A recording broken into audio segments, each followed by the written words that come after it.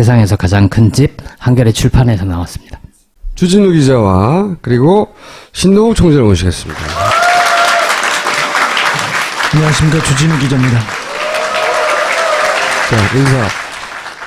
마음의 빚을 갚는다는 게 정말 어려운 것 같습니다. 오늘 사실 발걸음이 너무나 무겁고 지금 머리는 무척이나 아픕니다. 마치 머리가 깨어질 듯한 느낌 아시죠? 시인이야 뭐야, 인사하세요. 인사하세요. 참이 거짓이 될 수가 없고 거짓이 참이 될 수 없습니다. 이것으로 인사 대신하겠습니다. 굉장히 이상한 조합인데 저까지 껴봐요. 진짜 기괴한 조합이에요, 이거는. 우리 엄청 친해요. 한 네, 10년 됐죠.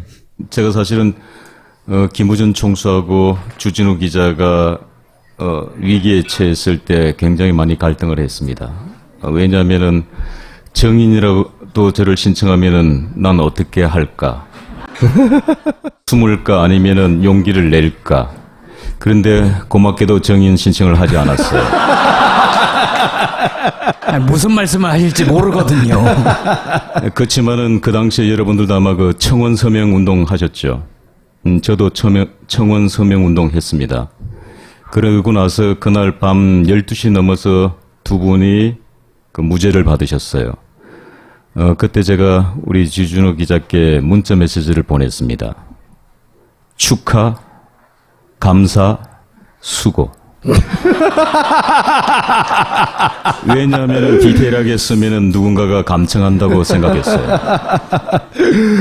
자, 이 사건을 이제 설명드려볼게요. 박근혜 대통령의 오촌 살인 사건이라고 불리는 사건이 2011년, 대선 1년 전이에요. 2011년 9월 5일 날 벌어집니다.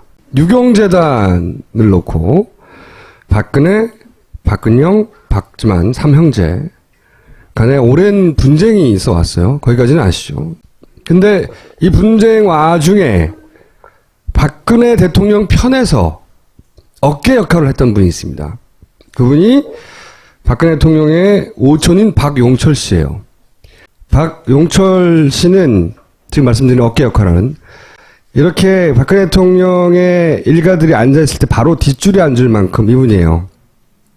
오촌이니까 가까운 분이었어요. 어깨 역할을 했고, 어깨 역할을 했다는 건 이제 예를 들어서 양쪽이 부딪힐 때, 폭력 사태가 났을 때 이분이 이제 운동을 하신 분이거든요. 이분이 이렇게 사망한 사건입니다. 살해당한 사건이에요. 근데 이분을 살해했다고 하는 사람이 누구냐면 이분의 사촌인 박용수 씨인데, 제가 지난 시간에 한번 보여드렸죠. 이분은 이렇게 산에서 자살을 했다고. 간단하게 요약하면 둘이 술 마시다가 돈 문제 때문에 동생 박용수 씨가 사촌 동생 사촌형 박용철을 칼로 찌르고 망치로 때리고 해서 난자해서 살해하고, 본인은 새벽에 야밤에 사실은 불도 없는 산을 2시간을 타서 거기서 목을 메고 이런 식으로 수를 덮고 자살한 사건이라고 경찰에 결론 낸 사건이요. 근데 이게 너무 이상한 거예요, 사건이. 2011년 9월 6일 5시에 사체가 발견된 사건입니다. 근데 6일 날 오후에 경찰이 이렇게 발표합니다. 경찰은 목을 맨 박 씨에게서 흉기가 발견된 점과 CCTV 등을 미루어 볼 때 자살로 추정되는 박 씨가 피살된 박 씨를 흉기로 찔러 살해한 뒤 스스로 목숨을 끊은 것으로 보고 수사를 벌이고 있다. 사실상의 수사 결과 발표를 사체를 찾은 지 몇 시간 만에 냅니다. 의문점이 있습니다. 살해를 했다고 한 박용수 씨입니다. 살해를 한 사람입니다. 그분은 전과가 없으면 167에 73kg입니다. 저기 누워 있었던 아까 박용철 씨는 176에 105kg, 유도 선수 출신의 거구입니다. 근데 그분을 혼자서 제압하고 차 밖으로 이렇게 옮겼는데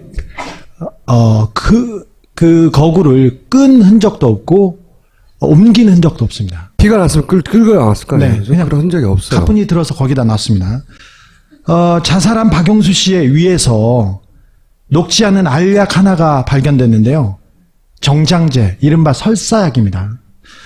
자살하기 30분 전으로 추정되는데, 의학적으로. 그러니까 자살하기 30분 전에 설사약을 복용했습니다. 자살을 하러 가는 거리가 2시간 정도 거리는 거리이고, 암벽 등반이 필요한 거리입니다. 야밤에. 그리고 유서가 발견됐습니다. 유서에, 저도 살인사건 취재를 많이 해봤지만 가장 이상한 유서입니다. 화장해서 바다에 뿌려주세요. 절대 땅에 묻지 마세요. 유서대로 절대 땅에 묻지 않고 바로 화장했습니다. 이 필적에 대해서 국과수에 검증을 했는데, 이게 박용수 씨가 직접 썼는지 안 썼는지 판별할 수 없었습니다. 혈흔이 나온 칼에서, 그리고 망치는 없었고요. 칼, 망치, 모든 그런 도구에서 박용수 씨의 지문은 하나도 발견되지 않았습니다. DNA도 마찬가지입니다. 그러니까 이게 이상한 거예요. 보통 자기가 자살을 할 거면 사형하고 나서 지문을 지울 리가 없잖아요. 곧 자살할 사람인데. 자, 그리고 아까 목을 맨 박용수 씨가 수건을 위에다 걸치고 있었지 않습니까? 이거 이상하지 않습니까? 이거 이상하다. 그렇게 물어봤더니 재판에 나온 경찰은 이렇게 얘기합니다. 죽으러 가는 중에 땀을 닦았을 수도 있다. 자, 그리고 박용수 씨의 등에서 시반, 그러니까 죽었을 때 피가 어떻게 고입니다. 시반이라고 해서, 그러니까 목을 맨 사람한테는 피가 아래쪽으로 쏠리게 돼 있었습니다. 근데 박용수 씨는 시반이 등에 형성됐습니다. 그러니까 즉 목을 맨 박용수 씨가 상당 기간 죽은 뒤 누워 있다가 목을 맸다는 이런 의학적인 가설도 가능합니다. 칼질, 망치질이 전문가가 하는 것이다. 네. V자, X자, 난자를 했습니다. 박용수 씨는 전과도 없고요. 사람을 하나 때릴 수도 없는 아주 호리호리한 몸이었습니다. 그리고 친척들은 둘 사이에 굉장히 절친하다고 했었어요. 박용수 씨와 박용철 씨가 술을 먹었다고 하는 1차 술자리 장소 스테파는 없는 술집이었습니다. 존재하지 않았습니다. 우리가 몇 년치를 찾았는데 없어요. 스테파라는 데는. 대리기사의 신고를 받고 출동한 경찰에 의해서 발견됐다. 이렇게 발표를 했는데, 경찰에는 대리기사의 신고를 받고 출동한 흔적이 없었습니다. 대리기사의 신고는 없었습니다. 그리고 언론에 경찰이 CCTV를 분석해서 지금 수사에 나섰다고 했는데, 경찰에는 CCTV 기록이 하나도 없었습니다. 그리고 경찰 발표로는 둘 사이에 돈 문제가 발생해서 다투다가 죽였다고 그렇게 발표됐거든요. 두 사람과에는 금전 거래가 한 푼도 없었습니다. 박영수 하나만 보내지 박영수도 같이 보냈냐? 뭐 궁금해할 수 있잖아요. 충분히. 그러니까 이게 논리적 점프가 아니냐? 그렇지 않죠. 전혀. 네. 왜냐하면 우리도 몰랐어요. 이 둘이 한 묶음으로 움직입니다. 나중에 알게 된 사실입니다. 친한 사람들이었어요. 제일 친한. 집안 사람들 중에 가장 친한 사람이고, 흉금을 틀어놓고 또 서운한 게 아니라 이 사람의 문제가 있으면 서로 해결해주는 그런 사이 있지 않습니까? 집안에서. 그러니까 한쪽은 몸을 쓰고 한쪽은 머리를 쓰는 사람이었던 네. 거예요. 그래서 둘이 아주 죽이 잘 맞는, 친척들도 그래요. 너무 친했기 때문에 둘이 죽일 일이 없다고. 가족들도 다 그 얘기합니다. 네. 근데 어쨌든 경찰은 둘이 사이가 나빠서 돈 때문에 죽였다고 발표됐고, 누구도 그거를 가족들도 나서서 반론하지 않아요. 네. 부인, 동생 다 모여서 얘기하는 말이 두 분은 사이가 좋으셨어요. 얘기하고. 그런데 그 자리에 같이 있었던 황모 씨라는 사람을 알게 됐어요. 황모 씨는 살해된 박용철 씨의 오른팔이었고요. 아버지는 조직폭력배 출신이었고요. 네. 그분은 짱구파의 보스였습니다. 웃기지만 하여튼 짱구파의 보스였어요. 그 어깨죠, 그분도. 그래서 우리가 이 사람을 만나서 우리가 증인을 채택해야지 하고 열심히 찾았더니 통수처가 있었단 말이야. 증인 신청을 우리가 했어요, 법원에다가. 우리 어딘지 모르겠으니까 이 사람 찾아달라고 결국 했더니 이분은 나중에 보니까 사망했어요. 사망. 이분이 우리는 죽은 줄 몰랐어요. 그때는 몰랐는데 나중에 재판관장에서 증인으로 신청하고 나서 알았어요. 이 사람 죽었구나. 이 사건 관련해서 주요한 증인이 될 만한 사람들은 대부분 죽었어요. 이 살인사건의 발단이 된 사건이 있어요. 발단이 된 사건이 바로 신동욱 씨입니다. 발단이 된 사건. 여기서부터 등장하시는데 유경재단이라고 아시죠?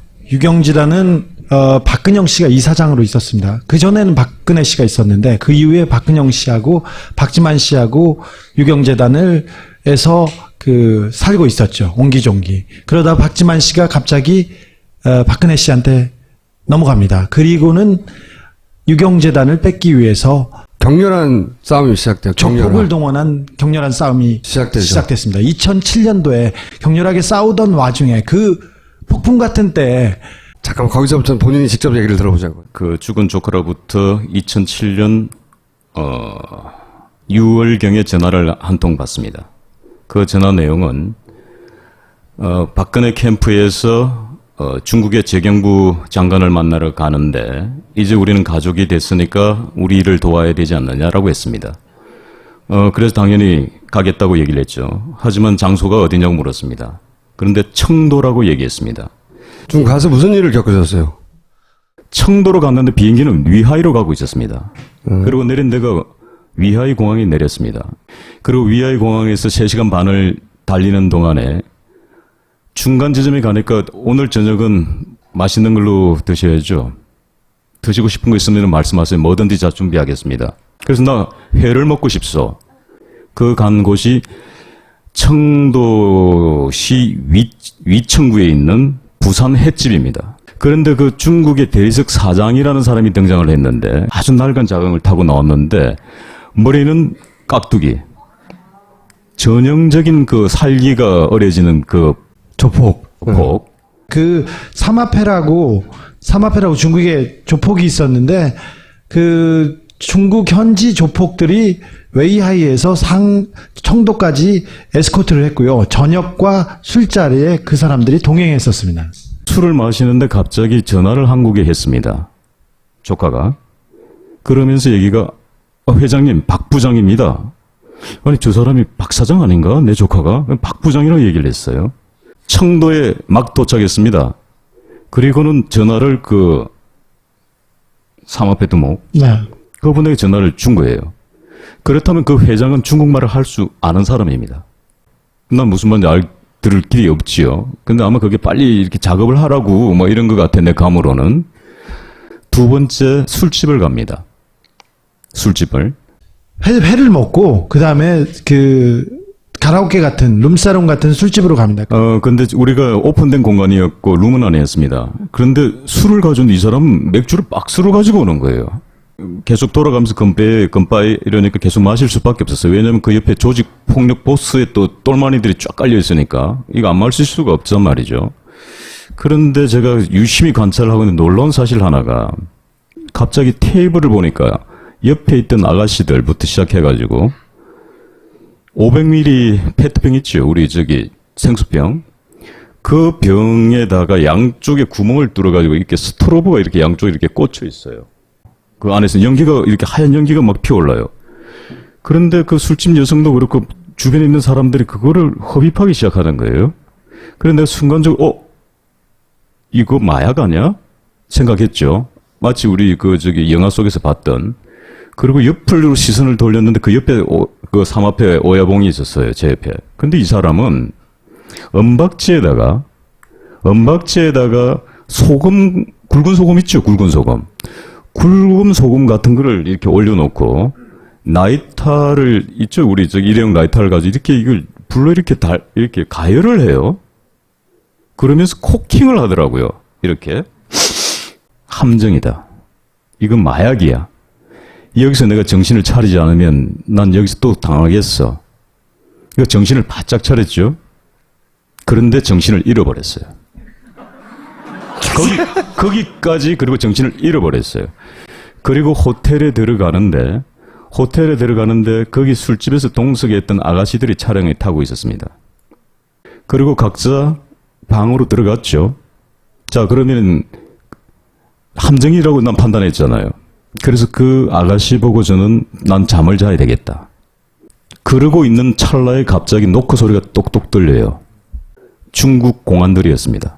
마약 단속하러 온 거예요. 일단 첫 번째는 마약하고 여자 성매매였어요. 매춘하고. 근데 그 아가씨도 데리고 나가버린 거예요. 그 나간 걸 내가 보고 갑자기 걱정되잖아요. 이제 내 일행들이. 그래서 조카 방에 문을 노크를 하고 들어간 겁니다. 호텔에 분명히 방에 들어간 걸 난 확인했고, 그러면은 당연히 이불이 틀어져 있거나 수건이 틀어져 있거나 뭐 이렇게 돼야 되는데, 이곳에서는 사람이 들어온 흔적이 없었던 겁니다. 그리고 날이 밝았습니다. 제 스스로 걸어서 어딜 갔겠어요? 제 스스로 걸어서 파출소를 찾아갑니다. 파출소에서 가니까 그 아가씨가 있는 거예요. 내 방에 들어왔던. 조사를 했겠죠. 그러니까 아무 일 없었잖아요. 그리고 나서 이 사람들이 마약을 했는데 뭘 가져왔냐면은 검정색 비닐봉지에다가 술집에서 있던 스토로브에 꽂은 이 페트병이 있죠. 이거를 들고 와가지고 보여주는 거예요. 그러니까 나는 하지 않았다고 얘기한 거죠. 그러니까 나는 무혐의로 풀려났어요. 그리고 다시 호텔로 보내준 겁니다. 근데 호텔에 들어갔는데 갑자기 구토가 심하게 올라오기 시작하는 거예요. 이게 한국에서도 제가 그렇게 오바이트를 해본 적은 없습니다. 그러니까 너무 힘이 들고, 그런데 나의 일행들이 없으니까 중국 업체 명함을 하나 받았잖아요. 대리석 회사. 대리석 회장. 그럼 매니저 보고 이 사람하고 통화를 해달라고. 근데 매니저가 하는 얘기가 전화번호가 없다는 거예요. 그런데 잠시 후 그 남자 매니저를 또 불러요. 근데 그 사람이 날 때리는 겁니다. 아무 이유 없이. 예. 이제 나 혼자 있고, 오바이트를 몸은 많이 지치는데 이 사람이 와서 때리는 거예요. 호텔에서 일하는 사람 두 남자가 와가지고 팔을 붙이고 하는데, 이게 우리 호텔 서비스라는 게 최상의 서비스잖아요. 근데 이 사람들이 나를 거의 짐짝 취급하듯이, 얘들도 공작은? 뭐 이런 거죠, 느낌이. 그러면서 내가 마지막 한 번 더 테스트를 해야 됐다고 생각했습니다. 그 방이 어디냐고. 근데 내 방은 오른쪽이죠. 그래서 일부러 왼쪽 방을 얘기한 겁니다. 여기가 내가 묵었던 방이야. 그 방은 조카 방이죠. 그러니까 그 방에다 넣어준 겁니다. 결론은 탈출이다. 근데 탈출을 하려고 하니까 앞으로는 빠져나올 수 없죠. 왜냐하면 내 폭행을 당했기 때문에. 그런데 커튼을 탁 열었어요, 제가. 커튼을 열면서 동선을 살펴보니까 통유리가 있는데 왜 함기구에 요만한 문이 하나 달렸지요? 이렇게 여는 거 있죠? 이렇게 여는 거. 여기서 톡 떨어지면 연회장 2층이 되겠죠, 그죠? 2층 옥상이 톡 넓지는 거예요. 그러니까 충분히 안 다치고 한번 승부를 걸어볼 만 하겠더라고요. 그리고 그 옷을 벗고 팬티와 러닝화를 입은 겁니다. 그리고 지갑과 패스포드는 뺏겼으니까 지갑만 챙긴 거예요. 그리고 널찍어서 그다음 뛰어서 가는데 옥상에서 내려가는데 문이 잠겨 있는 거예요. 철대문이. 그래서 거기에서 뛰어내렸어요. 그래서 다리가 부러진 겁니다. 박용철 씨와 같이 갔던 김아무개 씨를 직접 만나서 취재했어요. 근데 그때 마약 파티 같은 것도 있었고요. 신동욱 총재에 대한 살해 위협이나 그런 상해 사건이 있었습니다. 실제 병원에도 갔었습니다. 제가 위해하고 청도에 있는 중국 깡패한테도 확인한 내용입니다. 영사가 이제 들어와요. 하여튼 과정이 굉장히 복잡한데 그 영사가 이렇게 얘기를 하는 거예요. 이봐, 신동욱 씨 어디 있어? 아, 말이야, 당신 한국 사람 망신 다 시키고 말이야. 당신 마약 먹었지? 이렇게 얘기를 해요. 연기가 되는 분. 그러니 난 당신을 믿을 수가 없어. 넌 가짜야. 너들 그들과 한 패지라고 합니다. 아니, 전 영사입니다. 그러면 신분증을 보여다오. 신분증 없습니다. 명함 있습니다. 그 명함을 줍니다. 중국에서 가짜가 판치는 나라에서 이 명함을 믿으라고. 난 믿을 수가 없어. 다른 것도 없어? 이러니까 패스포드가 있다는 거예요. 여권. 내 여권하고 당신 여권을 비교하자. 한국 사람이니까. 두 개 맞춰가지고 같으면 인정해주마. 그런데 김 영사의 여권은 왜 우리 복사하면은 왜 이렇게 까만 거 있는 게 묻죠? 복사한 느낌. 그렇게 되는 겁니다. 유경재단의 분쟁 중에 박근영 씨 편에서 싸우는 박근영 씨의 남편을 제거하면 이 분쟁을 간단히 이길 수 있는 거잖아요. 박근영 씨 혼자 뭘 할 수가 없으니까. 그래서 제거하려고 했는데 그 방식이 처음에는 아마 마약을 통해서 중국에서 붙잡히고 거기서 10년을 살든 20년을 살든 그렇게 만들려고 했던 것 같아요. 근데 이게 실패했고 눈치를 채서. 그리고 이제 그 다음에 호텔에 있는 한패였겠죠 아마? 두드려 펴서 방에 가둔 것이고, 근데 도망 나온 거죠.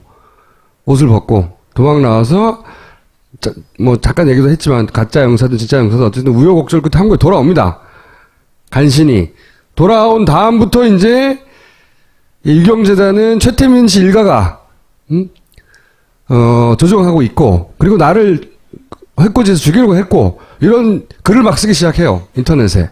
신동욱 씨가 마약을 하지 않았다라고 하는 소리도 받고, 본인은 자기 방어를 위해서 열심히 노력하는데 일단 믿어주지는 않으니까. 제가 갑자기 생각이 났는데, 우리 조카가 난 억울한 죽음을 당했다고 믿는 사람입니다. 박용철 씨요. 그러니까 저는 탑골공원에서 막걸리를 지금 거의 10년 차 마시고 있으니까, 고모부 오늘도 탑골공원 가시죠? 그런데요, 화장실 다녀오시면은 막걸리가 따진 막걸리는 반드시 버리셔야 됩니다. 아니 그 피 같은 막걸리를 왜 버려? 얘들이 자급한단 말이에요. 거기다가 약 타시면 꼼짝없이 다 하는 거예요. 왜냐면은 상대가 자수를 하러 간답니다. 나 마약했습니다. 자수하러 왔습니다. 아니 그럼 당신이 혼자 했어요? 아니요. 저 신동욱 총재가 함께 했어요. 어디서요? 막걸리집에서요. 그러면 경찰이 저를 체포할 수 있는 권한이 생겨집니다. 그러고 나서 체포해서 소변검사, 모발검사 해서 마약 나오면 전 마약 공부 똑 떨어지는 거예요. 이렇게 얘기를 합니다.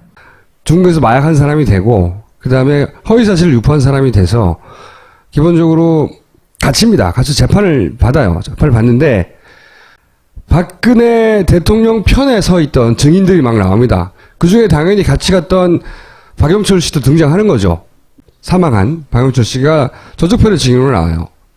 그리고 이춘상 씨라고, 사실은 문고리 4인방으로 불렀고 마청 역할을 했던 이춘상 씨도 나와요. 이분도 사망했어요. 주요 증인 2명이 죽었어요. 그리고 이제 김재원, 당신 대변인이었고 나중에 수석도 했죠. 이 양반 많이 보셨죠? 정무수석까지 했던 이 양반은 어떤 식으로 증언을 하냐면, 박근혜는 2004년 이후 최태민 목사의 친척들과 완전히 단절하여 전혀 연락을 취하고 있지 않을 뿐만 아니라 등등등, 친인척들이 유경재단을 차지하려고 폭력 사건을 사주한 사실도 없었지요라고 물으니까 없다. 자기가 잘 알고 있는 내용인데 모두 사실이 아니다. 최태민 일가와 연락을 취하지도 않았고 유경재단 관련 폭력을 사주한 사실도 없다. 이렇게 증언을 합니다. 그 양반은. 다른 사람들도 이제 마찬가지 맥락의 증언들을 해요. 신동욱 총재가 그때 막 하죠. 아무도 안 믿어줬지만. 최태민 일가가 유경재단을 다 차지하고 있고, 그리고 유경재단과 관련된 폭력행위들은 그들이 사주하고 있다. 박용철의 증언은 뭐였습니까? 같이 가기는 갔다? 박용철은 같이 가기는 했는데 처음에는 신동욱 총재를 계속 비난하고 비난하고 거짓말을 한다고 했었죠. 그러다가 변심을 합니다. 변심. 그때는 왜 변심을 했는지 잘 모르지만 변심을 조금씩 해요.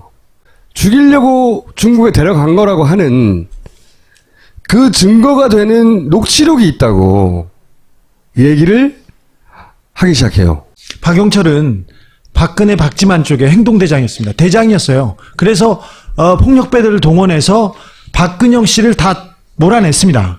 몰아냈기 때문에 큰 공을 세웠지 않습니까? 그래서 자기가 중요한 자리에 앉을 거라고 생각해서 실제로 폭력 사태 이후에 어린이 공원의 관장을 자기가 했어요. 그러다가 조폭 출신이 어린이 관장을. 네. 잘 어울리지 않습니까? 어린이회관 관장. 어린이회관. 그러다가 밀려났습니다. 그리고 핵심부에서 점점 밀려나기 시작합니다. 그때 미묘하게 입장이 변화합니다. 원래 이제 폭력 사태 때는 자기가 앞장을 서서 어깨 노릇을 했는데 사태가 진정되고 나니까 자기 역할이 줄어드는 거죠. 그러면서 다른 사람이 그 자리를 차지한 거예요. 그러니까 이 양반이 섭섭했나 봐. 그렇겠죠 아무래도. 그러면서 이제 자기가 쥐고 있다고 하는, 실제로 있는지 없는지 아직도 확인되지 않은 박지만 회장이 신동욱 총재를 죽이라고 했다. 그 명령을 내가 이 기록으로 통화 녹취로 가지고 있고, 그 녹취는 캐나다에 있는, 가족이 캐나다에 있었거든요. 캐나다에 두고 있다. 이런 이야기를 하기 시작하는 와중이었어요. 그러니까 이제 갑자기 적이 된 거죠. 이 재판이 진행되는 과정에. 녹취록을 가지고 고소를 합니다. 누구를 고소했습니까? 그 사실을 박용철이 2010년 9월 1일 날 법정 증언을 합니다. 네. 법정 증언 기록이라는 걸 가지고 제가 고소를 했기 때문에 그거는 결코 무효가 될 수 없습니다. 그런데 1심 판결문에는 박용철이 법정에서 증언한 사실이 없으므로 유죄입니다. 2010년 9월 1일 날 박용철 씨가 법정에 나와서 이렇게 말합니다. 박지만 회장의 비서실장이죠. 정용희 비서실장이 나에게 박지만 회장님의 뜻이다라고 이야기한 것을 증인이 녹음한 테이프가 있다. 근데 여기서 죽이란 말은 그런 네. 말은 안 했어요. 테이프라고도 할 것도 없고 증인이 핸드폰에 녹음해 놓은 것을 핸드폰을 바꿔서 캐나다에 가져다 놓았다. 이렇게 얘기를 합니다. 뭐 무슨 뜻인지 모르겠는데 뜻이다 하는 내용이 담긴 녹취가 자기한테 있다고 주장을 한 거죠. 근데 법정에서. 굉장한 입장 변화죠. 그 법정 9월 1일 정인 신문 조서를 보면은 박용철이 3번에 걸쳐서 인정합니다. 그게 네. 굉장히 중요합니다. 네. 그러면은 박지만 회장은 나를 무고로 걸 게 아니라 비서실장을 고소해야 되고 박용철을 고소해야 맞습니다. 그렇지 않습니까? 그들의 법정 증언 기록을 가지고 저는 고소를 한 겁니다. 무슨 얘기냐면 여기서는 이 기록을 봐라. 나를 죽이라고 한 거 아니냐. 근데 죽이라고 자기가 한 적이 없는데 만약에 박용철 씨나 다른 사람이 그런 주장을 하면 박지만 씨는 박용철 씨를 고소해야 되는 거야. 자기는 그런 명령을 한 적이 없다고 이 얘기를 하신 거고. 자, 이 재판은 엄청난 양의 분량의 증언들이 오갔기 때문에 요약하면 어쨌든 중요한 것은 입장이 변한 거예요. 박용철 씨의 입장이 변했고, 박용철 씨는 나중에 취재를 통해서 우리가 알게 된 몇 가지 사실이 있긴 하지만, 여하간 아마도 그 변화된 입장을 가지고 저쪽에서 무슨 대가를 받으려고 했겠죠. 그런 압박을 하려고 했겠죠. 그런 일이 진행되는 와중에 죽은 거예요. 박용철 행동대장의 입장 변화가 있으니까 이런 행동 변화가 있으니까 중요한 사람이지 않습니까? 그래서 증인으로 신청을 합니다. 변호사를 통해서 2011년 9월에 증인으로 한 번 다시 박용철을 요청합니다. 조성래 변호사가. 신동욱 총재 변호사가 이거 다시 들어봐야 되겠다라고 신청을 하고 거기 법정에 나오기 직전에 죽어요. 이 사건이 벌어지는 거예요. 9월 27일 날 재판에 나오기로 했었습니다. 박용철 씨는. 근데 9월 6일 날 새벽에 살해당했습니다. 박용철 씨는 항상 자기가 당할 수 있다고 생각했어요. 그분은 주니어 그 유도 대표까지 한 그 거구인 사람이고 조폭 보스 같은 사람이에요. 근데도 신변의 위협을 느껴서 재판에 나올 때조차 보디가드를 4명의 데려갔어요. 보디가드를 데리고 왔습니다. 그런데도 당하셨어요. 이상한 건 이상한 거라고 주장한 거 가지고 이제 우리가 감옥에 갈 뻔한 것이고 네네. 저랑 주진우가 저게 이상하다고 주장해서 재판을 받고 사전 구속영장이 청구돼서 수갑을 차고 유치장에 끌려갔었죠. 그리고 이제 이상하다고 한 이유로. 그런데 이 빈 구석을 메꾸는 스토리가 저랑 주진우가 두바이 가서 들은 이야기입니다. 그리고 나서 이렇게 된 거구나 하고 이제 아기는 다 맞았어요. 아기는 다 맞았는데 오늘은 그 얘기를 하려고 하는 건 아니고요. 언젠가 할 수 있겠죠. 오늘은 어떤 얘기를 하려고 그러냐면 여기 보시면 최태민 목사가 유경재단을 차지하고 돈을 뺏고 관리하고 그러니까 최태민 일가는 박근혜 대통령의 돈을 관리했다. 이거는 너무나 많이 반복돼서 이제 보도됐잖아요.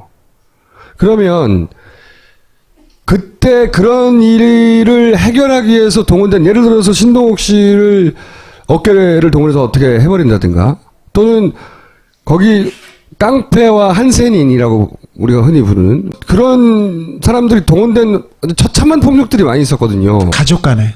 네. 그런데 이 폭력은 누가 그러면 관리하고 동원하고 사주하고 한 건가? 예를 들어서 이제 아까 얘기한 이 김재원 정무수석은 이렇게 최태민 일가하고 아무 상관없다고 했고 신동욱 총재 재판에 저분은 매일 방청석에 와 있었어요. 집사처럼. 이렇게 얘기를 해요. 나중에는 이제 이게 지금 최근의 기사에 다시 등장하기 시작한 거죠. 오촌 사건 때 이 사람 위증한 거 아니냐고. 왜냐면 앞에 주의한 두 사람은 죽었어요. 이 사람 여권에서 김 전 수석이 박 대통령 주위 인적 관계를 잘 알고 있기 때문에 가장 잘 아는 사람이지 모르는 사람이 아니라고 이제 말하는데도 본인은 몰랐다고 계속 합니다. 몰랐다고 하는데, 자, 이제 폭력에 대해서 얘기를 해볼게요. 돈 말고, 돈은 알겠어. 최태민 일가가 관리했던 건. 그럼 폭력은 누가 관리했느냐? 2007년도에 유경재단 이사장인 박근영 씨를 내몰기 위해서 박지만 쪽에서 계속 조폭을 보냈습니다. 그래서 박근영 씨도 조폭을 샀어요. 그래서 조폭끼리 계속 싸우다가 이 싸움이 정리됩니다. 계속 조폭 대 조폭으로 싸우다가 이 싸움을 정리한 게 결국은 이 박근영 당시 이사장을 그때 동원된 한센인이 목사를 자꾸 끌어냅니다. 저 자리에 있었던 조직폭력배를 제가 만났는데 자기가 수많은 전투에 참여했는데 아무것도 할 수가 없었다요. 그냥 끌려 나왔습니다. 다. 제가 최초로 박근혜 그 당시 대표, 지금의 대통령의 미니 홈피에 올린 최초의 사진이 이 사진입니다. 이 사진을 올렸을 때 과연 그분은 어떤 반응일까? 그런데 그게 삭제되기 시작하는 거예요. 그러니까 누군가가 막는다고 판단했습니다. 인터넷에서 계속 삭제됐습니까? 예. 저 사진 때문에 제가 고소를 당한 겁니다. 박근혜 대통령이 직접 고소했습니다. 박근혜 대통령이 병 환자의 폭력 사건에 대해서 직접 고소를 했습니다. 제보를. 결국은 박근혜 대통령이 차지한 거예요. 유경재단을. 긴 조폭들의 싸움 끝에. 그걸 정리하는데 그 정리 이제 보십시오. 박근혜 대통령은 그 이후로 한센인, 이 남영 환자 행사에 굉장히 많이 등장합니다. 저기 유경수 여사가 한센인을 위해서 많은 노력을 했대요. 이런 사진은 굉장히 많은데 항상 이분이 등장을 해요. 동시에. 여기 이정현 보이죠? 여기 이정현 대표 여기 보이죠? 그 당시에는 서열이 굉장히 낮았어요. 네, 당직자였고요. 네. 근데 요분을 주목해서 보셔야 돼요. 요분이 항상 이런 행사 옆에 계세요. 이런 행사 보면 이분이 항상 옆에 가장 가까운 자리에 이분이 나옵니다. 그리고 예를 들어 김무성 나오잖아요 여기? 네. 유경재단 폭력 사건이 2007년 11월 28일입니다. 정확하게 보름 뒤에 그게 중요합니다. 예. 일단 성공한 거예요. 성공 파티랑 마찬가지라고 봐야죠. 예. 뭐 한센인의 후원의 밤이나 한센인의 가족의 밤이니 뭐 소록도 방문하니 계속 할 때 이분 항상 제일 옆에 있어요. 그리고 이분은 결국은 비례대표 2번이 됩니다. 2008년에 남자 1번입니다. 그런데 이분은 나중에 알고 봤더니 전과가 12개였던 사람이에요. 심지어 고수 덮치다가 자기 사돈 최아무개 씨를 두드려 펴가지고 감옥에 간 적이 있어요. 이 전과 기록이 누락됩니다. 비례대표를 신청할 때. 근데 그게 나중에 들켜요. 들켜서 사실 선거법 위반으로 재판을 받다가 결국 이 사람 감옥 갑니다. 유죄 확정. 의원직 상실되고. 왜냐하면 이 과정에서 뭐 돈 먹은 거, 돈 받은 거 막 이런 거 막 나오거든요. 그래서 감옥을 가긴 가요. 이분이 당시 한센인들이 투입된 그 작전을 지휘한 총책임당. 총책임자. 네. 저도 그 당시 그분에게 맞았습니다. 총책임자였어요. 이분이 누구냐 이거야. 우리가 궁금해왔던 것은 계속 박근혜 대통령과 무슨 상관관계가 있는데 갑자기 이 양반이 튀어나와가지고 다 정리하고 결국은 비례 2번을 먹었냐 이거야. 오랫동안 저희가 궁금해왔던 거예요. 거기에 대해서 오늘 얘기를 좀 하실 게 있답니다. 제 주변에서 일어난 사건들을 제가 추적하다 보니까 아주 공통적인 재미나는 이름을 발견하기 시작합니다. 왜냐면은 나를 괴롭히고 우리 아내를 괴롭혔던 사람들의 이 성씨가 말이죠. 임씨, 정씨, 최씨가 등장하더라는 겁니다. 임씨는 최순실의 어머니가 임선희씨입니다. 묘하게 겹쳐지는 거예요. 여기까지만. 거기까지만. 네. 최태민의 일가가 혹은 그 주변 사람들이 재산만 관리하는 게 아니라 폭력도 관리했어요. 기본적으로. 폭력도 관리했고 그 폭력 관리 중에 대단히 의심스러운 것들이 이런 사건들을 취재해가면서 만나는 죽음들입니다. 그렇다 그분들이 직접 거기에 관여했다고 내가 말할 근거는 증거는 없어요. 증거는 없는데 들은 이야기도 많이 있죠. 증언들은. 근데 예를 들어서 오늘 한 가지 나가보면 박정희 생가보존회장이란 분, 이분입니다.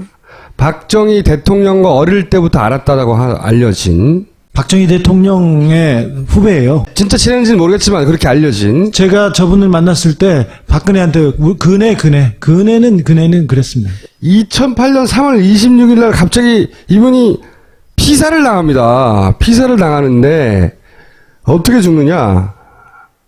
그 피살을 당하고 박근혜 대통령이 찾아가고, 선거 직전이었고요. 일정을 다 취소하고 빈소를 찾아서 유족을 위로했습니다. 상당 기간 동안. 이때가 언제냐면은 박근혜 대통령이 이명박 집권 직후에 첫 총선에서 소위 친박 학살이 일어나서 친박 연대라고 하는 듣도 보도 못한 희한한 그 공천에서 탈락자들이 뭉쳐서 움직일 때가 있었어요. 부산 지역과 대구 지역 중심으로 해서 10명이 그때 선거를 할 고 무렵입니다. 고 무렵인데 3월 26일날 이분이 사망을 하는데 어떻게 사망을 하냐면 3월 26일 당일날 찍힌 사진이에요. 정신 이상자라고 판명이 됐다고 보도된 강암옥 씨는 27살이고요. 김지학 씨는 8순입니다.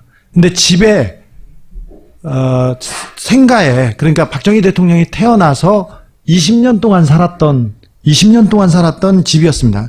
거기에 체육복 차림으로 왔다가 갑자기 나타납니다. 그래서 옷이 더럽다면서 갑자기 옷을 벗어요. 그리고 나서 쓰레기통에 옷을 버리고 막 돌아다닙니다. 그랬더니 김지학 씨가 너 뭐하냐고 이렇게 만류합니다. 그랬더니 마구 때리고 옷을 벗은 옷으로 몸을 결박한 후에 호미로 찍어 죽입니다. 그리고 바로 잡힙니다. 골 때리는 사건이거든요. 이 무슨 이런 엽기적인 사건이 다 있냐 하고 크게 화제가 되는데, 이날이 언제냐, 죽은 날이 당시 총선 공식 선거일 하루 전날이야. 하루 전날. 총선 하루 전은 아니죠. 공식 선거. 아니, 총선 선거운동. 선거운동 시작하는 하루 전이에요. 그래서 선거운동 시작을 이걸로 합니다. 첫날. 선거운동을 못하고 모든 일정을 취소하고 유족한테 와서 빈소를 지킵니다. 박근혜 대통령이. 그 다음에 이제 요 대구 TK 지역에 어떤 보도들이 쏟아지냐면 피살 사건 박풍 최대 변수가 된다. 이 총선을 앞두고 이 같은 일이 발생한 것은 정치권에서 벌어지고 있는 박근혜 죽이기. 당시 이제 이명박이 박근혜를 죽인다. 그래서 친박들을 다 잘라내고 친박 학살을 하고 있다. 그래서 나와서 우리는 친박 연대를 한다. 그럴 때인데 뭐랑 연결하고 있냐면 정치권에서 박근혜 죽이기와 무관치 않을 것이라는 황당한 주장이죠. 박풍이란 단어로 포장이 돼요, 이게. 친박 연대의 사람들 이런 주장을 하는 거예요. 이게 박근혜 죽이기하고 무관치 않을 것이다. 무슨 얘기입니까, 이게? 박근혜를 죽이려고 하는데 왜 생가 지킴이를 죽이냐고. 근데 그렇게 연결해요. 연결을 실제로 하고 박풍을 차단하기 위한 정치적 동기 가능성도 배제할 수 없다. 그 사람을 죽인 이유가 박풍을 차단하기 위한 거래. 그런데 실제로 언론 보도는 그것 때문에 박풍이 일어나고 있대. 우리 박근혜가 당했다는 거예요.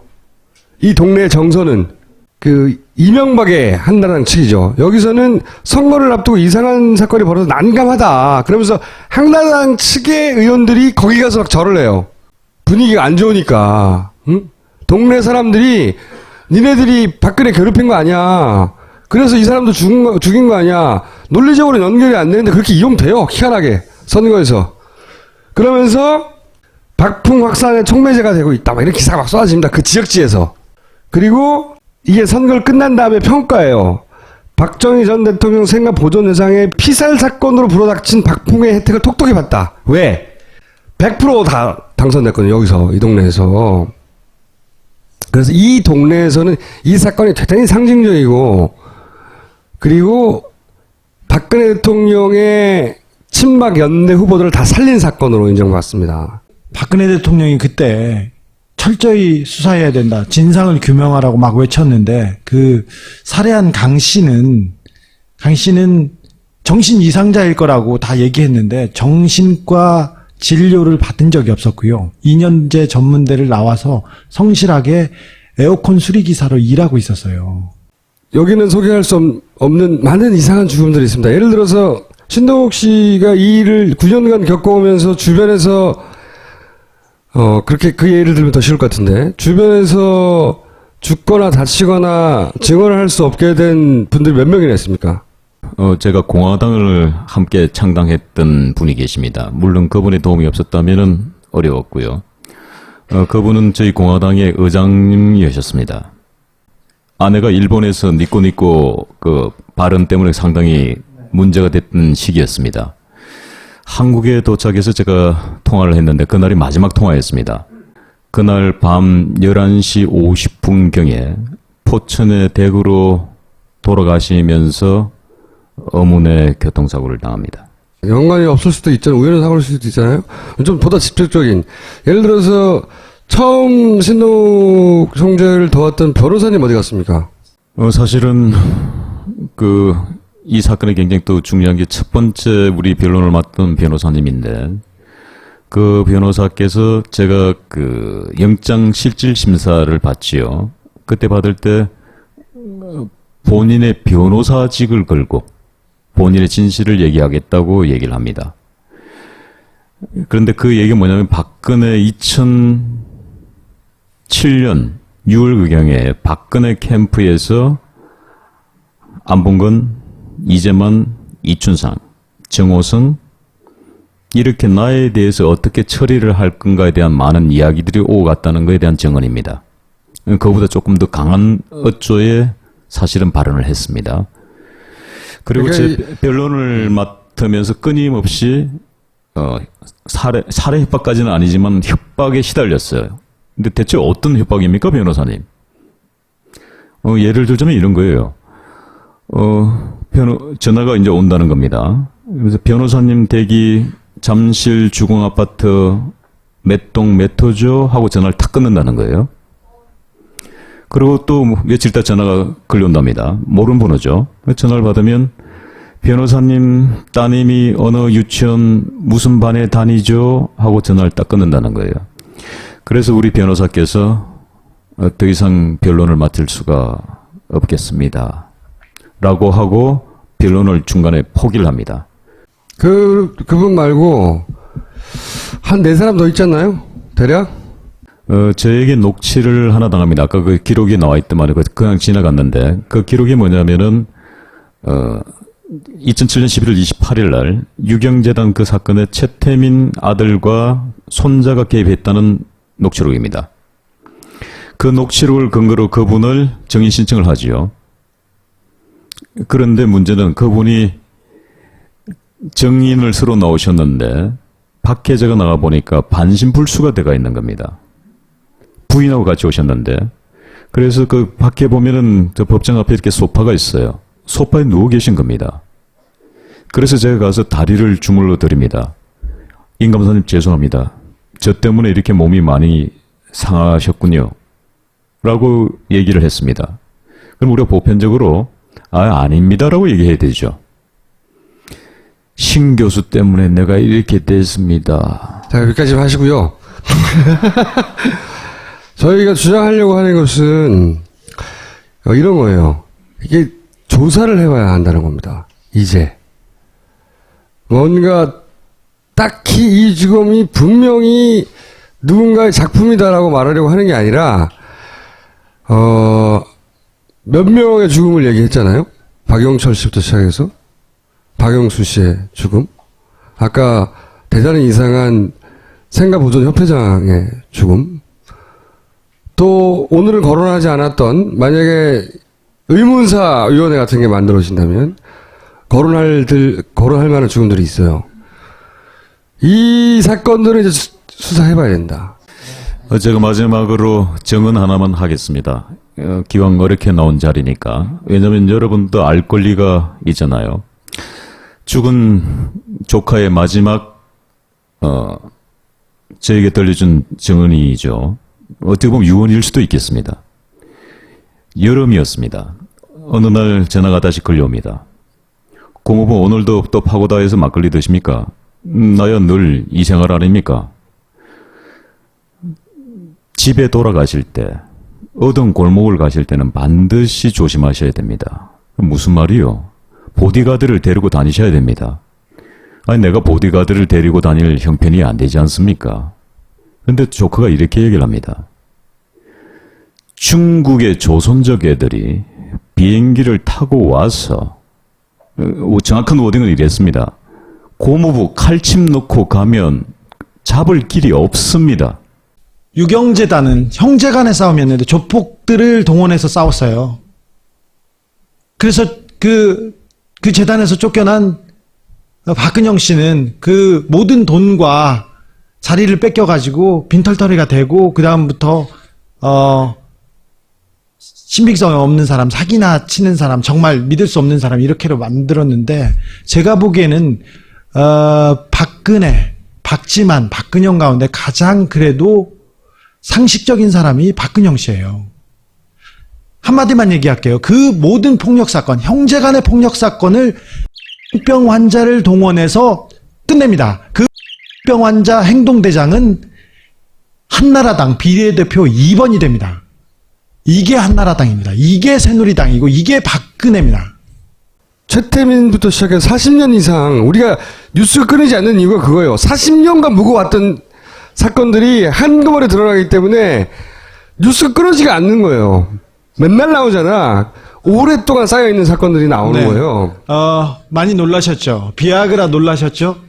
그 다음에 각종 약물에 놀라셨죠? 10분의 2 정도 나왔습니다. 여하간 그거는 그것대로 가는데 저는 이 사람이 죽고 산 문제들은 돈 문제가 아니라 꼭 시간이 지나도 다뤄야 된다고 생각하거든요. 그중에 우리는 아주 극히 일부만 경험했거든요. 보거나 듣거나 했는데 그 사건들을 뭐 정권이 바뀌던 이렇게 정치적 사안들이 다 끝난 다음에 꼭 의무사 다루듯이 다뤄줘야 한다. 이 건은 여기까지 하겠습니다. 감사합니다.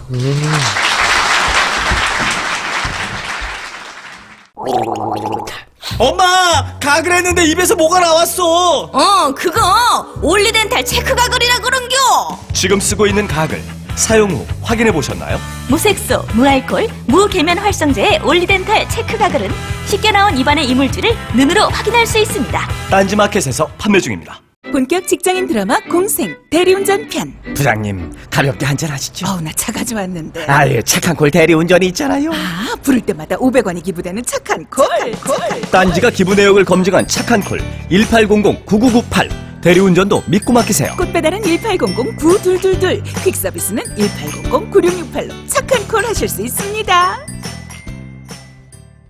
당신에게 파인프라는 어떤 치약인가요? 단순히 비싼 치약인가요? 구강 관리의 혁신, 잇몸 질환과 구취에서 자유로운 프리미엄 기능성 치약 파인프라로 당신의 치아와 잇몸에 하루 3번 건강을 선물하세요. 딴지마켓에 오시면 파인프라 치약과 파나세아 샴푸, 비누까지 만나실 수 있습니다. 아유 힘들어. 아유 늙었다. 저쪽은 못 가는 산하고 이거는 갈 수 있는 산하라는 게 말이 됩니까? 우리가 코리안인데 왜 코리안이라고 그러면서 신라맨으로만 우리를 규정하느냐. 눈물이 나와요. 저 우리 민족의 모습인데. 극동문제연구소의 김동일 교수님 모시겠습니다. 이게 오늘 굉장히 화제가 된 사진이에요. 일본과 한국의 협정이 맺어졌어요. 기자들이 항의하는 겁니다. 지금 걸어오는 것은 일본 쪽 대표. 국방부에서 왜냐하면 비공개로 했거든요. 그리고 이 자체도 대단히 문제가 많아서 사진 기자들이 카메라를 다 내려놓은 거예요. 못 찍겠다고. 그리고 자기네들이 사진 찍어서 제공도 안 하겠다. 네. 뭐 이런 식으로 얘기를 네. 했죠. 그리고 이제 이와 같은 2급 이하 군사 비밀을 직접 공유한다는 이 정보 협정이 체결됐어요. 이게 왜 이렇게 급하게 하는 건지. 저는 군사정보협정에 대해서 찬성론자입니다. 기본적으로는? 예, 기본적으로 찬성론자인데요. 그런데 지금은 아니다. 지금은 아니다라는 거예요. 예, 왜 그러냐면 제가 정말 믿을 사람이야. 믿을 사람 같으면 그냥 각서 안 써도 되겠죠. 이 비밀 너만 알고 있어. 절대 다른 데 쓰지 마. 그래도 되거든요. 절대 못 믿을 인간이야. 그럼 각서 써야 돼요. 그 각서가 협정이다. 바로 그거예요. 그 각서예요. 쉽게 말하면 다른 의미라기보다 이 협정은 못 믿을 놈이니까 저놈한테는 비밀 줄 때 무조건 각서 써야 된다는데 한 건 한 건 줄 때입니다. 밑에다 그 각서를 받을 수 없으니까 통으로 그냥 각서를 받아 놓는 거예요. 그리고 그것을 2급, 3급, 1급은 빼고 2급, 3급 내에서 비밀은 그래도 줄 수 있다. 어떤 그렇게 놓고 보면 이제 정보를 주고받을 수 있는 어떤 통로, 문을 열어 놓는 거죠, 사실은요. 사실 이거로 놓고 보면 분명히 해야 되는 게 맞아요. 그래서 저는 모르겠습니다. 감정적으로 상종을 말아야지. 왜 우리가 일본하고 군사적 교류를 해야 돼? 무슨 교류를 할 필요 없지 않느냐고 이야기하신 분도 분명히 있어요.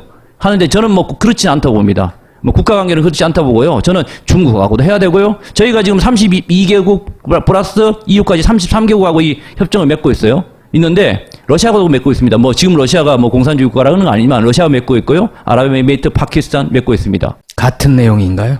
내용은 거의 같아요. 그렇기 때문에 어떻게 보면 필요성은 거의 유사하다고 봅니다. 내용은 물론 그 나라마다 법률이 다르기 때문에 조금 차이가 있지만 거의 같아요.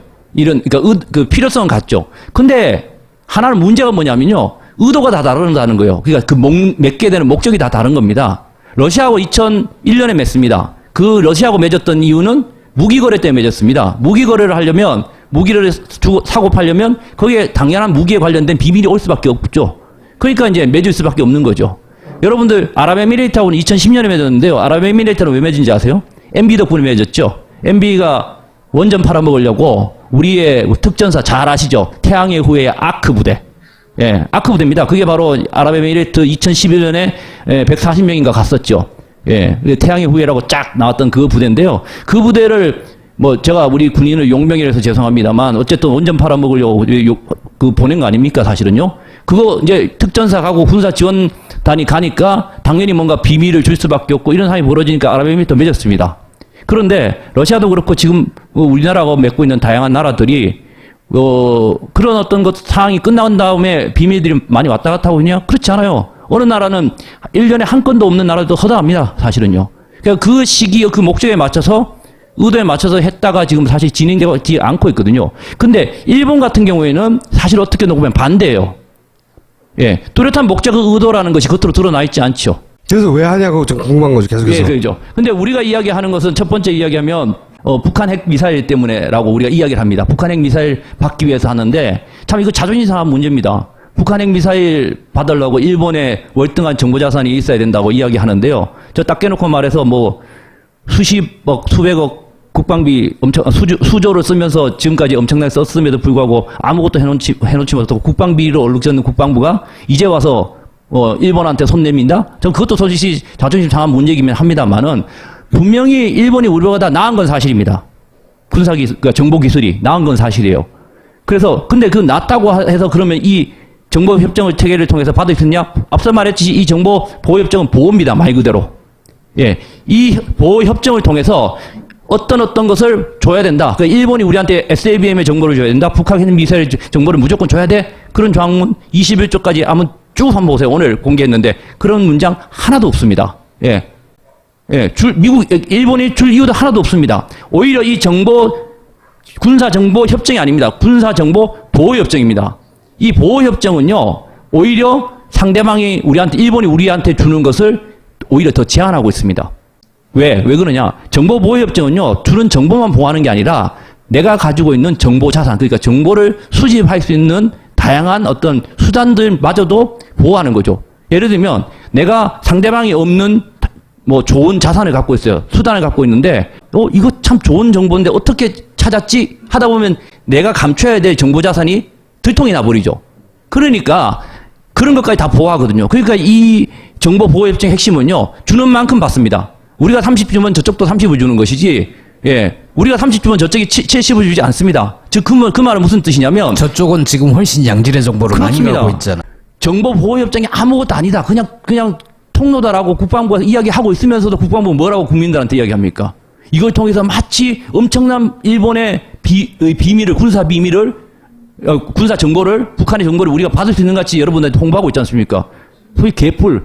저는 못 받는다고 봅니다. 일본이 안 줘요. 줄 수가 없어요. 오히려 지금 한미일 정보협정이라고 삼자 정보협정을 그래서 이 세 나라가 이제 정보협정을 통해서 이제 정보를 받고 있습니다. 즉 그러니까 일본 정보를 우리 정보를 미국을 통해서 주고받고 있거든요. 근데 재밌는 건 뭐냐면요. 그 정보가 우리한테 전달되는 되는 시간이 한 달 정도 걸립니다. 근데 우리 국방부가 이야기하고 있는 게 지금 한 달 동안 너무 시간이 늦으니까 이 한일 미국을 거치지 않고 일본하고 직거래를 이거로 할 수 있다는데 이거는 직거래를 할 수 있도록 만드는 사실 아닌 거예요. 사실은 물론 이제 그러한 어떤 환경을 만드는 건 사실이지만 그렇게 해서 직거래를 한다고 이야기를 하는데요. 한국하고 일본하고 이렇게 협정을 맺는다고 해서 지금 한미일 간에 되고 있는 이 한 달이 걸리는 게 갑자기 빨라진다? 그렇지도 않습니다. 그리고 필요성을 인정한다는 교수님의 논리는 뭐죠, 그럼? 필요성이라는 것은 아까 말씀드렸듯이 중국하고도 할 수 있고 정보 보호라는 차원이에요. 아까 쉽게 말하면 제가 청수님 못 믿기 때문에 각서쓰라는 거 똑같은 거죠, 사실은. 그런데 이 협정의 그 필요성을 이해를 못 하고 있는 거잖아요, 다들. 정부 스스로조차도 필요성과 의도성 자체를 헷갈리고 본인 스스로가 막 짬뽕이 돼가지고 이야기를 하고 있다고 생각해요. 필요성 이야기했다가 이것을 의도성 이야기했다가 별거 아니라고 했다가도 꼭 필요하다고 했다가 그러니까 이제 뭐 자위대의 어떤 한반도 문제 개입이라든가 MD 문제 분명히 있다고 이야기하는 저 같은 사람들한테 국방부 뭐라고 하면 그거 경강부에 하지 말라 그럽니다. 침소봉대 하지 말라고 이야기하는 거죠. 근데 오히려 본인들이 그런 이야기를 하고 있거든요. 앞뒤가 안 맞는 모순이 된 이야기를. 그러니까 국방부를 왜 하는 겁니까 이걸 그러면? 진짜 이유가 뭐 진짜 표면적인 이유 말고 국방부가 하는 겁니까? 아니면 누가 주도하는 겁니까? 첫 번째 국방부가 자발적으로 하는 것이냐라는 문제가 있거든요. 그러면 뭐 제가 이런 걸 갖고 우리나라 속담에 주인마님이 정신 못 차릴 때 머슴이 곡간 턴다라고 이야기를 합니다만은 저는 그 국방부가 곡간 털 만한 자신감이 넘치는 머슴 정도도 못 된다고 저는 생각합니다. 그러니까 이건 국방부가 주도하는 게 아니라는 거죠. 저는 아니라고 봅니다. 그러면 뭐 주인마님이 시킨 거냐? 근데 여러분 잘 아시지만 주인마님이 지금 뭐 정신이 있습니까? 그리고 주인마님이 사실 어떻게 보면 뭐 죄송합니다만은 뭐가 이익이고 뭐가 손실이고 판단을 할 수 있는 능력은 저는 없다고 보고 있고요. 그것에 대해서 자문을 구할 만한 사람도 지금 자리 없지 않습니까? 없는 사람. 그런데 그럼 누가 지금 이걸 밀어붙이고 있는 거예요, 도대체? 주인마님 정신이 없을 때 저는 머슴이 아니라 오히려 연마을의 오서방이 아닌가 싶습니다. 연마을 오서방은 여기서 미국을 의미하는 거예요? 모르겠습니다. 잘 모르고요. 그러니까 우선 아니라고 생각하는 건 국방부가 드라이브 하는 게 아니라는 거. 그리고 박근혜 대통령이 이 협정에 대해서 굉장히 깊은 철학을 가지고 있어 드라이브 하는 것도 아니라는 것. 그런데도 대통령의 파워로 밀고 가고 있다는 것. 국방부 하고 싶어 하지 않는데. 근데 그걸 밀어붙이는 건 그럼 미국인 것 같다. 그럼 이제 두 가지 의문이 생기는 거죠. 미국은 왜 이걸 밀어붙이냐? 첫 번째. 두 번째, 우리는 왜 그걸 들어줄 수밖에 없냐? 그러면 이제 사람들이 그런 얘기를 많이 합니다. 뭐 사드 때문에 그러나 보다. 지금 우리 성주에 와서는 안 되겠지만 성주에 사드 때문에 밀어붙이는 것은 아닙니다. 아니다. 근데 사드가 완전히 아닌 건 아니죠. 관련이 있다?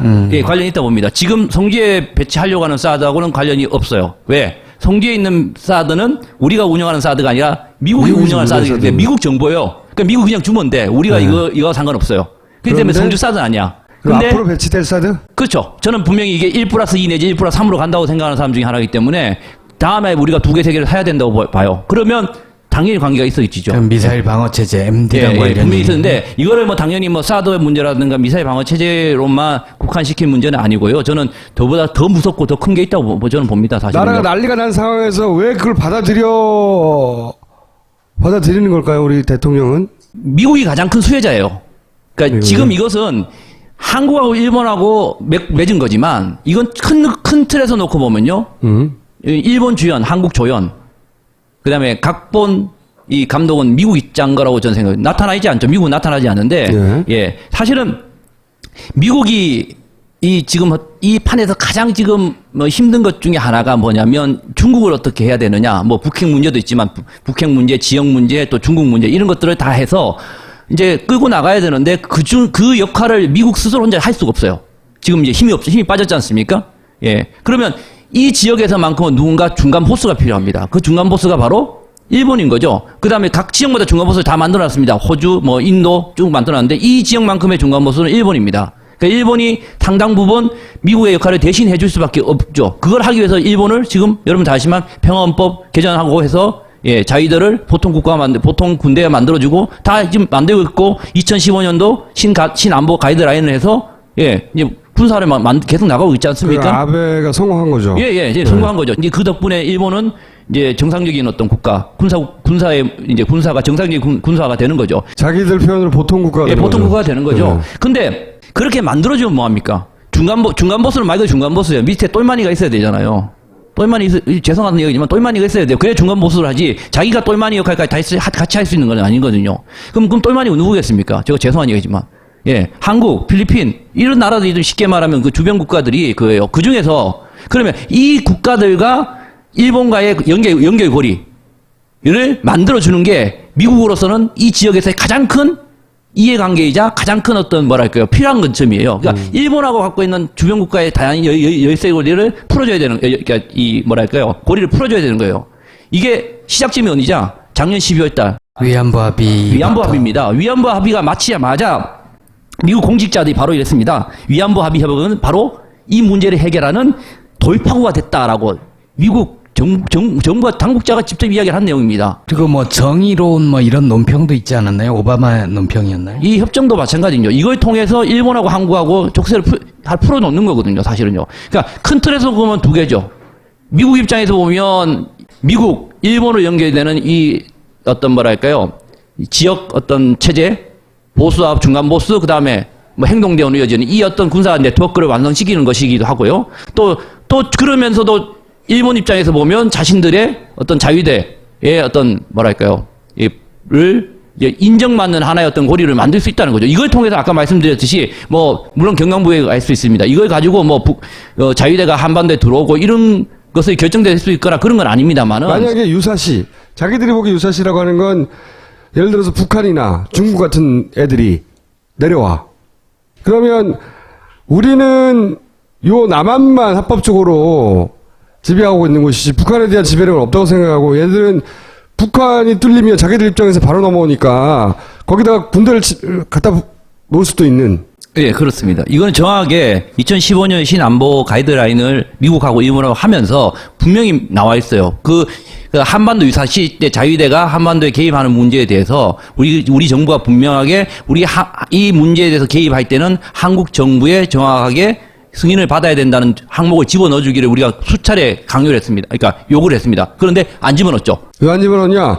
북한은 이래 땅이 아니지 않냐? 맞아요. 그래서 거기에 제3자의 동의라고 되어 있습니다. 제3자는 우리만 존재하지 않습니다.